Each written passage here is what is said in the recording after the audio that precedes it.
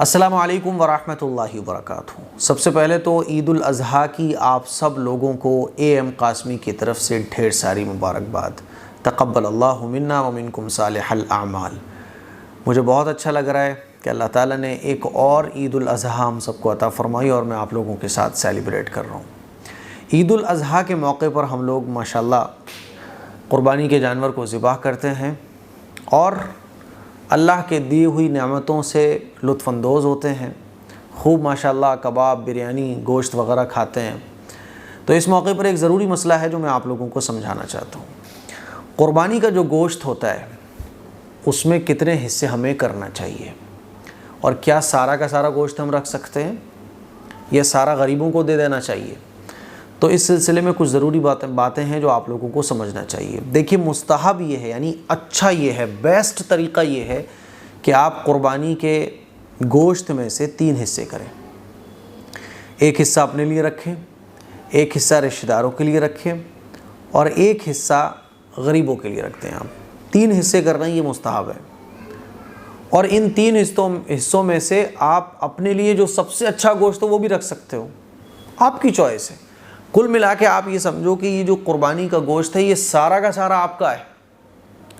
آپ سارا رکھنا چاہو تو رکھ سکتے ہو، ایک بوٹی بھی کسی کو نہ دو، آپ کی چوائس ہے، کیونکہ اس قربانی کے گوشت کے آپ مالک ہو۔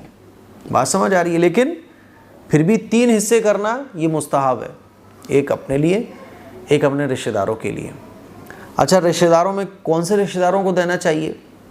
تو پہلی بات تو یہ سمجھ لیں کہ یہ جو روایت بنی ہوئی ہے کہ انہوں نے ہمارے یہاں گوشت بھجوایا تھا، ہم ان کے یہاں گوشت بھجواتے ہیں، اپنے ان رشتہ داروں کے یہاں گوشت بھجوائیے جن کے یہاں قربانی نہیں ہوئی ہے نا۔ اور رشتہ دار مان لیجیے بہت زیادہ ہیں اور قربانی کا گوشت بہت کم ہے، تو لوگ کیا کرتے ہیں، 2 بوٹی کر دیتے ہیں، یعنی اس کو اتنا ڈیوائیڈ کر دیتے ہیں، اتنا اس کو بانٹتے ہیں کہ گوشت ہے اگر 10 کلو اور رشتہ دار ہیں بہت زیادہ، تو 4 5 بوٹیاں آپ آتی ہیں۔ باقاعدہ میں نے دیکھا ہے کہ کاغذ میں لپیٹ کر 4 بوٹیاں لوگ دینے جا رہے ہوتے ہیں۔ تو رشتہ دار اگر آپ کے بہت زیادہ ہیں تو رشتہ داروں میں سے بھی بہت زیادہ ضرورت مند ہو ان کو الگ کیجیے آپ، اور گوشت جس کے یہاں بھی آپ بھجوا رہے ہیں تو اتنا گوشت بھجوائیے جتنا اس کے لیے کافی ہو جائے، جتنا وہ بنا کے بیچارہ کھا سکے۔ اب 2 بوٹی 4 بوٹی آپ نے بھجوا دی، کس کام آئے گا اس کے یار؟